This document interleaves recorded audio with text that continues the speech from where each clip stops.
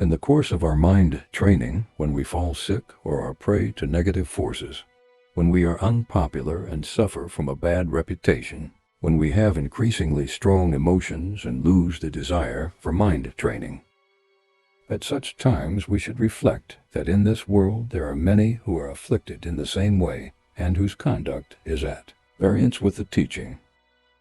Even if we were to explain the doctrine and the methods to develop good qualities, nobody would want to listen. Our words would fall upon deaf ears.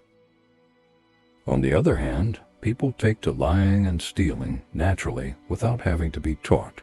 Their actions conflict with their desires. Where else could they be but in samsara and the lower realms? We should therefore feel sorry for them, and taking all their defects upon ourselves, we should pray that their negative actions might cease, and that they might start upon the path of freedom. We should pray that they might become weary of samsara and want to turn from it, that they might generate bodhicitta, and that all the effects of their laziness and indifference to the Dharma might fall upon us.